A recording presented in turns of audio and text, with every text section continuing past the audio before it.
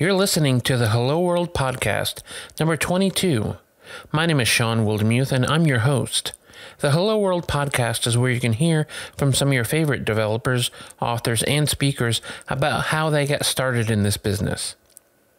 We go way back to their first computer, their first code experience, and their first job. Today I'm going to talk to Brad Wilson. He's been a software professional for more than 20 years, where he worked as a consultant, a developer, team lead, architect, and CTO. He's probably best known for his work on ASP.NET MVC and ASP.NET Web API during his 7.5-year tenure at Microsoft. Today he calls CenturyLink Cloud his home, where he is a technical director working on their worldwide infrastructure as a service and cloud management platform. He is also an active open source contributor to xunit.net and ElasticLINQ. In his off hours, he's an avid musician, poker player, and photographer. This week I talked to him about how he got started, how we were both Commodore guys starting out, and also what it was like to work on ASP.NET in the early days. Let's take a listen.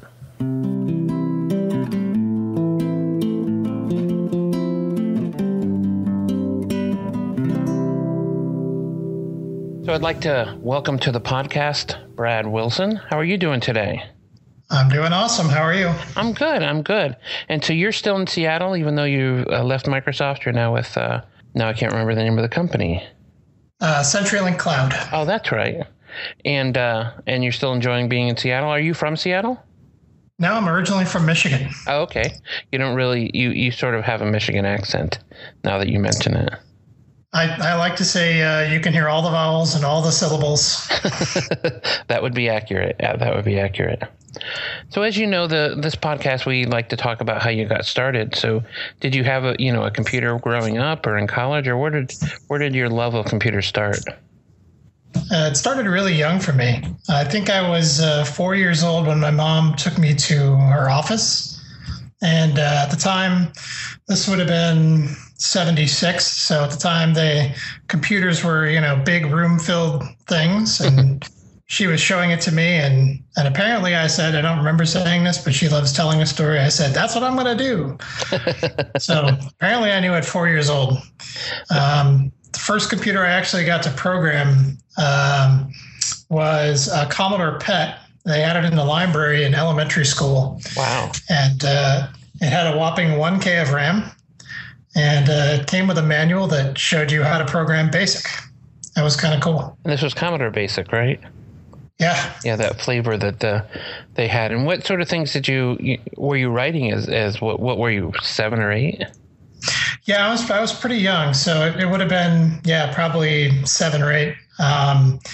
And it was just, it was silly things, the things you do when you first start programming, print your name 10 times and things like that. And just learning all the mechanics of how programs work. I do remember one time, I think this was probably 4th or 5th grade, I tried to convince the computer to be able to run a line of code that someone had typed in. Ah. I didn't even realize how advanced a concept that was. It was just like, put this thing in a variable and run this variable, and the thing's like, I don't know what you want me to do. That's just text to me. Exactly. Yeah, interesting. And so did you eventually get a computer at home? Yeah, sticking with the Commodore theme, the first computer I had at home was a Commodore VIC-20. I had that for quite a while and upgraded to the Commodore 64. I didn't really get my first PC like IBM PC until I want to say I was 15. Oh, nice. And were you programming the whole time, or was it more of a game machine for you, or how did that work as a kid? It started out mostly on the game side when I had the VIC-20, and doing some programming when I had the Commodore 64. I was interested in talking to my friends over the computer, because a lot of my friends had computers too. Mm-hmm. So we got hooked up into bulletin board systems, and that ended up turning into trading programs and things like that, and learning what's inside these programs, and even to the point of, I think the first time I wrote Pascal was probably on a Commodore 64. it had a really rudimentary Pascal compiler you could get from, I want to say it was from Borland even. I think it was, or the precursor to what Borland was called, but yeah. Yeah. And so it was pretty fun growing up with that. And I think the first time I got paid to write a program, I was probably 13. Wow. My next door neighbor had some business, and he wanted some bookkeeping stuff, some really simple bookkeeping stuff, and he had a PC. So this is when I first learned to program on a PC. I was over at his house a lot, programming in BASIC. Wow. And so that's when you first started digging into, understanding what someone else needed, not just writing what you needed, right? Exactly. Yeah, it stopped being, typing in code from a magazine or doing stupid things, and starting actually, doing real work. That's interesting. Were you using a database or something, or how were you storing data? No, you could. This is. I wouldn't say it's before databases, but it was really before most people used databases, because databases were really expensive at the time. Mm-hmm.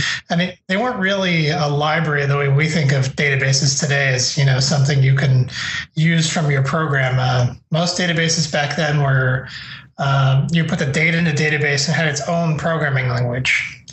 So this was just, storing data in flat files and reading it off the floppy drive. Interesting. And did that start something where you figured you wanted to do that as a career? I know you knew it at 4, but did that continue to be the case, or? Yeah, there was never really any doubt. I think by the time I was 13 and writing code for the next door neighbor, and I think I knew pretty well exactly what it was I wanted to do, and computers are going to be involved somehow, probably programming, and it was it's something I've just been a lifelong part of me. So I can't even imagine not having a computer, much less going an entire day without writing code on one, other than vacations or whatever. Sure. So I know you're an avid gamer as well. Did you write the canonical character sheet generator at some point? I didn't, actually. I somehow avoided this, even though I watched Phil Hack do it on stage many times with the first versions of MVC. Interesting. No, I never really wrote any games. I've never been, the closest I came to any game programming, we had a graphics class, which was a 500 level class in college. That was kind of fun, but it really wasn't anything that I ever seriously pursued. I always looked at games as something else that other people did that I could use as a relaxation thing. Yeah, so it's just fun for me. I think if I was writing games, it would become work, and then I really wouldn't want to play them anymore. Yeah, I'm with you there. So did you go to college in Michigan? I did. I went to Central Michigan University, which is notable for being the CMU nobody's ever heard of. That's funny. And did you work your way through college, or did you go to college and then get your first job afterwards? I've always had jobs. Ever since I had a car, I had jobs, although they weren't necessarily always programming jobs. By the time I got to college, I was working mostly in the computer lab at college, which was not a programming job per se, but it was helping out people who were doing programming, right? Maintaining the computer network and things like that. So that was a pretty fun job. And when you at some point, did you feel like you had gotten a quote unquote real programming job, where you were working in a team and that sort of thing? Yeah, the first one of those was right after college. That was 93. It was a company that doesn't exist anymore. They were called FTP Software. They were out of Massachusetts, formed by a bunch of people from MIT. And, this is hard to think of now, because considering how important the internet is now. But this is back in the days when you bought Windows, it didn't come with a TCP/IP stack. So these guys... their business was basically the premier TCP/IP stack for Windows, and it cost $400 because it came with a bunch of apps like email and things like that, and FTP and all the things that we take for granted as being, free and open now. They just weren't available for PCs without paying for them at the time. So I went to work for them.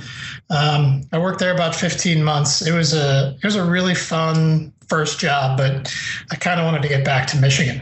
Oh, okay.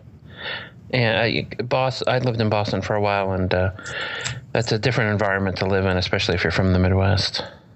I liked it a lot. I have relatives out there, so it was nice to be able to be close to relatives, and I made a lot of friends that I actually keep in touch with today. But it was definitely very different from the Midwest. People weren't nearly as friendly as they were in Michigan. Mm-hmm. And oh my God, it was so easy to get lost driving in downtown Boston. Roads are designed by cows in the 1600s. I mean, it's a crazy place to try and drive around. But I do miss my friends from there, though. It was a good place to live. Yeah, absolutely. I was a customer of FTP software. I don't know, if it was a time when you were there or not, but I remember early on, having to, it was one of the first things you had to install in order to get anything, when you were doing any sort of network programming, you needed all these, both apps as well as the libraries. Yeah, there were some competitors. I think FTP probably had the best of the bunch, especially for businesses. There were some at the time. There was starting out to college projects to do competing things, and actually that's how I got noticed at FTP. Was I wrote a TCP/IP stack for Windows.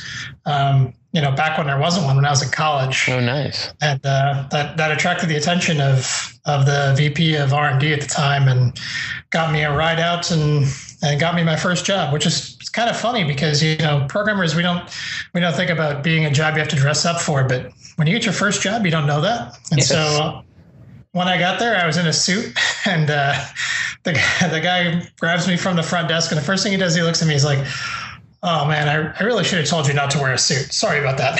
And of course, I'm walking around and it's all shorts and t-shirts and flip-flops and all that. So even back then. Yeah. They would segregate us into the corner where customers wouldn't have to walk by us, so that they could let us do what we were going to do anyway. Well, that works well for us too, because we don't like interruptions anyway. That's true. And so was the impetus in leaving FTP to head back to Michigan, or was it that you had gotten a second job? I had gotten a second job back in Michigan. I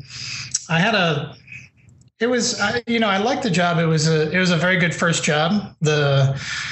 Between the time when I got hired in May of 93 and when I left in June of 94 or July of 94, whenever it was actually pretty clear that Microsoft was getting into space, which is why the company doesn't exist anymore. Right. It took a long time to sort of head down, but one of the first things I did when I was there, well, not first things, but one of the interesting things I did while I was there was the protocol for connecting serial communications that most people used when they had modems, called PPP. That was actually really new at the time, and so I had written the implementation that we had for Windows. And so we went to this big interop thing that Microsoft was hosting. That was the first time I'd ever been to Microsoft. This was 94. And the guy who was there from Microsoft, because they hosted the whole thing, he said, we feel like it's really important for us to do this because we're about to ship, 100 million copies of this, and whatever's in the box is whatever the standard is. Right. Which is, it's kind of like, in one sense, like, oh my God, that's really arrogant. But in another sense, it's totally true.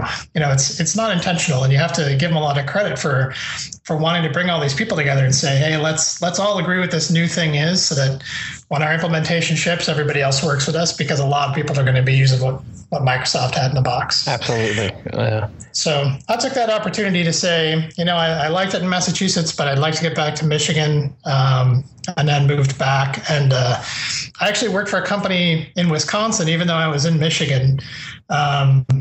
There's a couple of jobs I had in Michigan. One was for a company in Michigan. That was right after I moved back. But then not long after, I ended up working remotely as the sole developer for a company in Wisconsin for 3.5 years. Oh, nice. And that was kind of interesting too. The first time you have to work on your own, you don't really have anybody else around you. So it's a very different kind of a thing. I mean, I enjoyed it, but I don't think I could do it today. Not having an office to go to and not having other developers around me, because it's a good way to stagnate. You're just kind of stuck in whatever it is you're working on, unless you really, really make an effort to expand your horizons. You're just going to get stuck.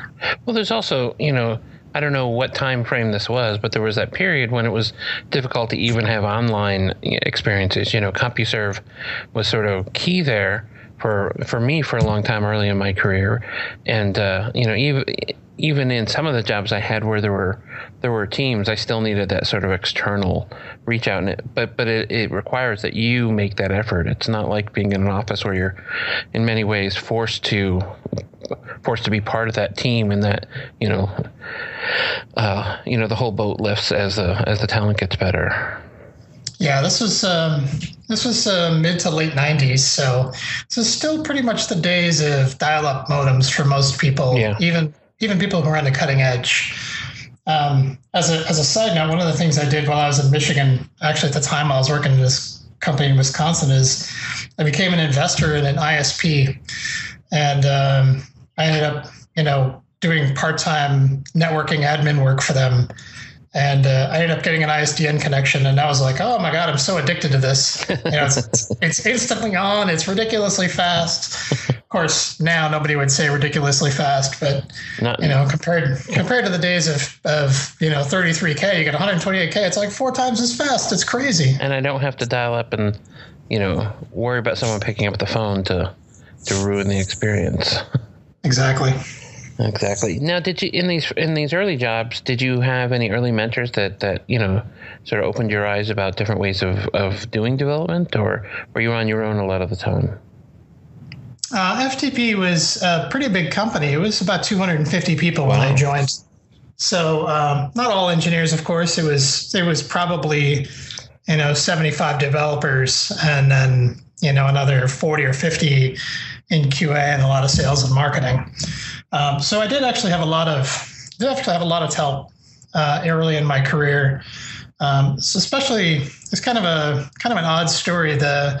Some of the senior developers at FTP were people that had been brought over from Russia, and these, we were all high and mighty with our 486s, and these were guys who were, still running code on AT style hardware, like 286 CPUs and whatnot. Yeah. And the amount of things that these guys could do with so little resources was always amazing to me. So I learned a lot, even though I wasn't there a long time. I learned a lot from those guys. Just the idea of, even if you have the extra resources, you don't have to use them. Yeah. Yeah, exactly. I mean, it was good, but after I left FTP, I was pretty much on my own until I left Michigan in '99 and moved to Colorado, and then worked for a string of startups. And everyone did in '99. Yeah, exactly. Well, I worked for one for 2 years, and 2001 everything fell apart. So yeah. I had 2 jobs and 3 months off in 2001, which, given how much everybody else went through, probably wasn't as bad as most people had it, but it still felt kind of crappy. It's like I'd get up and I'd spend an hour on monster.com and dice.com and not find anything, and then I'd play EverQuest. my wife would come home and she'd be like, "You're playing that game still?" So yeah, it was not an awesome time. No. In fact, in 2000, I was working for Developmentor when everything fell apart, and I went 4 months where I had the same conversation with my long-term girlfriend at the time. She's like, "What have you done today?" I'm like, "I spent the 8 minutes looking at the 4 jobs that are open in Oregon. I don't know what else to do." Yeah. So you were working with Chris Sells and those guys on Gen X, right? I was, yeah. That's exactly. Yeah, I remember those days. Those were good times. Yeah. It was, we're packing up everything we own right now, and I keep on running into Gen X boxes and the Gen X jackets that they printed up for us and all this stuff. And it's sort of I was a true believer. So one of the challenges in going out there and working with Chris and everybody was that I knew I wasn't going to be the smartest guy in the room anymore. Whereas at a lot of small companies I worked for early in my career, I was always sort of the guy. But in a small pond, you can be the big fish.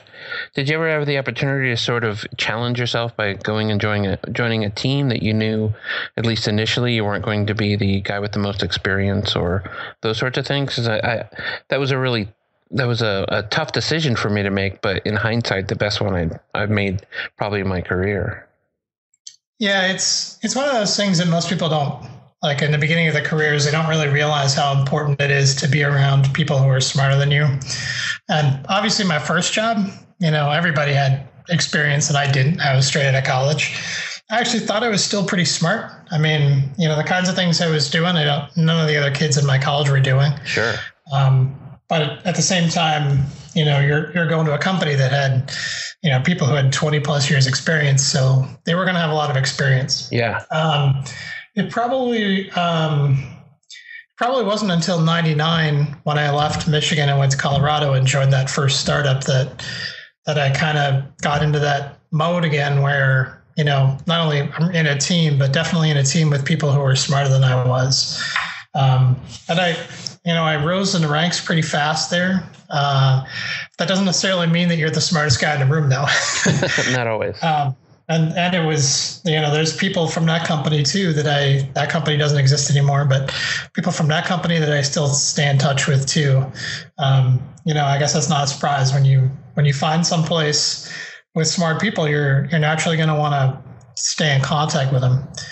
And I remember working at Microsoft. It was, jumping ahead a little bit, but when I started Microsoft in 2005, I think the comment I made, I had been there about a week. I said, I've met more smart people in a week working at this job than I think I have in my whole life. Because Microsoft is just one of those places where, the talent can be completely off the charts. Absolutely. Now, how did you working for Microsoft start? Did you just go and apply, or did someone recruit you? Yeah. So, between the time in 99 when I moved to Colorado and 2005 when I moved to Seattle, I had gotten involved with the community. It started down the Agile path. NUnit came out. Mm-hmm. And so started doing the unit testing path and started doing some of the Agile development stuff. And one of the guys I met while I was in Colorado, his name's Peter Provost. Mm-hmm. And Peter's pretty well known now because, he's worked on some of the teams I worked on. He's worked on Visual Studio. He worked on the unit test runner that got shipped inside of Visual Studio 2012. But at the time, Peter was just another one of those Agile guys in Colorado like me. And about 9 months after I'd met him, he sort of surprised us and said, "Hey, I'm going to Microsoft. I'm going to go work on the patterns and practices team." And I told him, I said, that's a great team. If you guys ever get any openings, you should let me know. And that was August of 2004. So February of 2005, he's like, "Okay, we got our opening. Let's go." Brought me in and, interviewed and got the job. Peter's a great guy. I've had some long talks with him about stuff in the past, and that's a great guy to know. Yeah, Peter is a very great guy. So you started in PPP? I did. That was my first job at Microsoft. I didn't realize that. For some reason, I always associate you with the ASP.NET team, and that's kind of where you're stuck in my head. Well, in 7.5 years, that was the job I had longest. I worked there almost 5. Wow.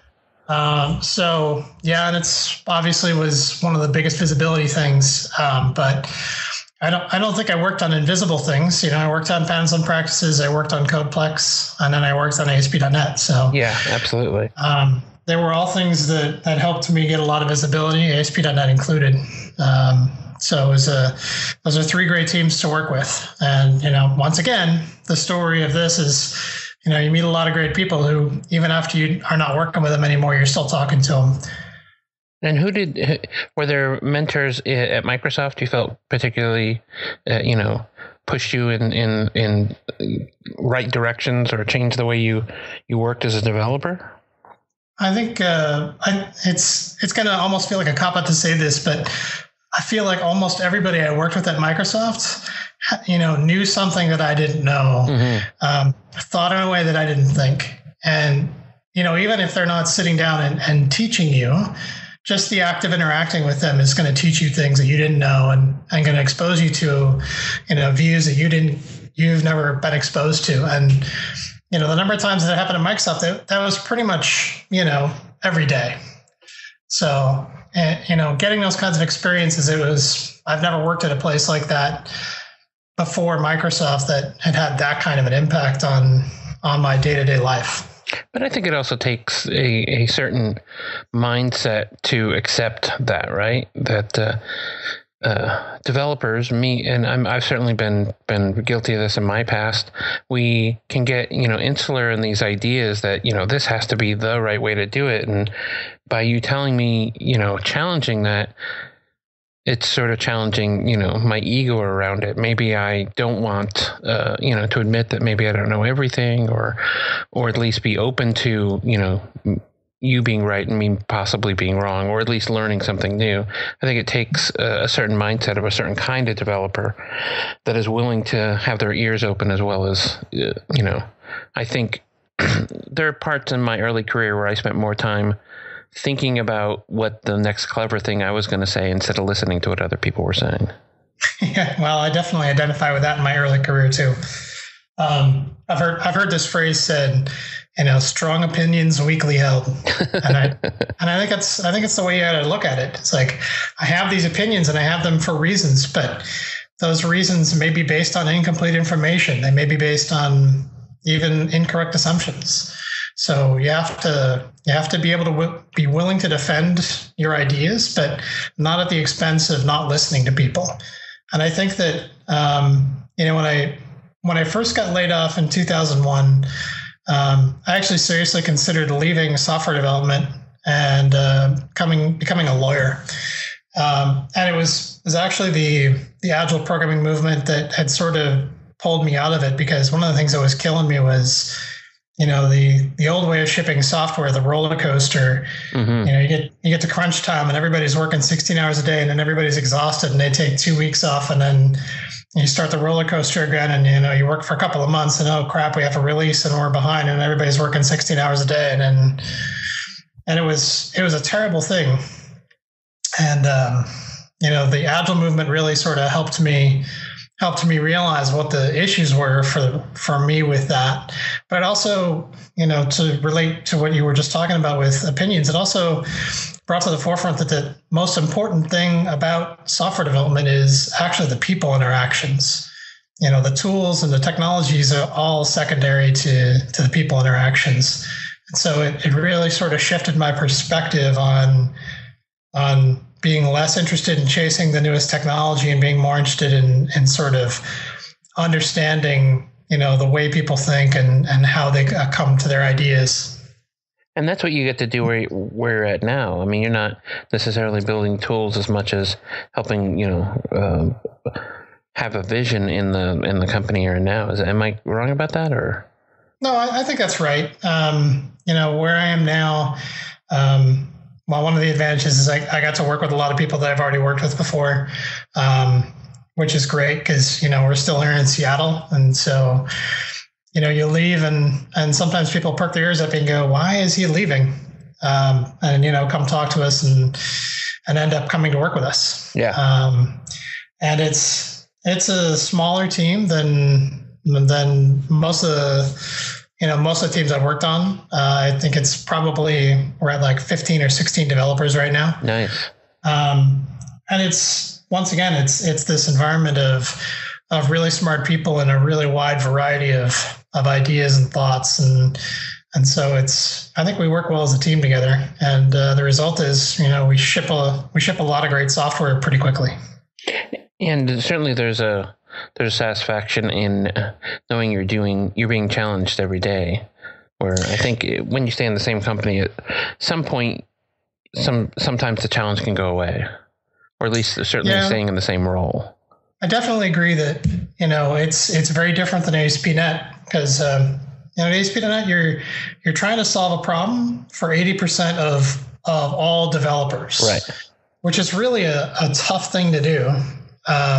For two reasons. One is you have so many constituents that it's like even getting the idea of what people want is difficult. Mm-hmm.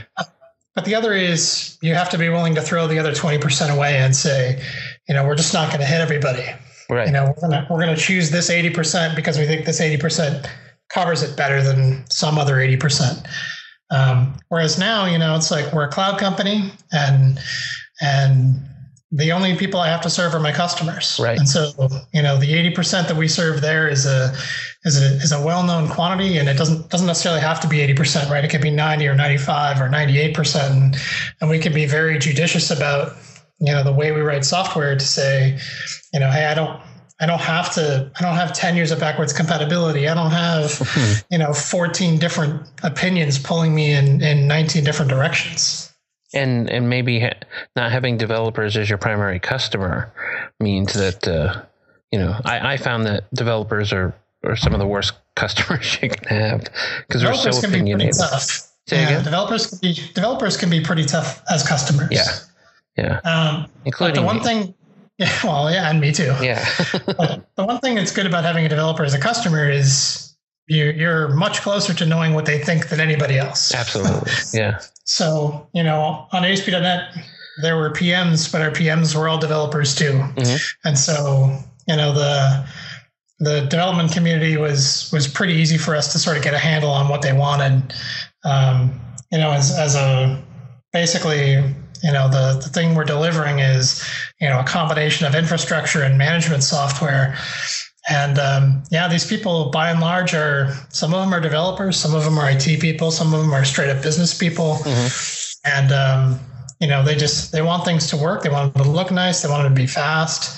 There's not a lot of mystery on how to make them happy. There's a lot of challenge on how to do it, but it's pretty obvious what they want. Which I'm sure is a relief after talking with the 80% of all web developers out there. What do you want? Yeah. And I'm not sure that we still know what we want. Yeah. Well, and it's funny too because when you say 80% there, you have to remember that some of these people haven't worked the desk at tech ed and things like that. Some of these people come up to me and, hey, I have an ASP.3 application, and they're not talking ASP.NET, they're talking about ASP. Yeah. From like the NT4 mm-hmm. days. Like, how do I get up to date? How do I go from ASP.3 to, ASP.NET MVC 4? Like, you are taking a huge leap. Yes, that. And it's that was also a challenge with that job. And one of the nice things about delivering things at web scale is, we can ship every day if we want to, and people don't have to think about it. They just know that when they log in, it's like, oh, this page, it used to be kind of slow, is fast now, or oh, look, there's another data center I can put virtual machines in, things like that. Yeah. So there's also an immediacy to the satisfaction of delivering software. It certainly lines up. Web development is probably the poster child for agile development techniques. So it definitely lines up well. That's great. Well, it's been a great conversation. Thanks so much for doing the show. Absolutely. I had a great time. Well, enjoy your Seattle weather. I think you're not in the rainy season finally. Well, yeah, July 5th. That's when it officially ends. And July 7th is when it begins again. Is that right? Yeah. Well, I think we get a couple of months.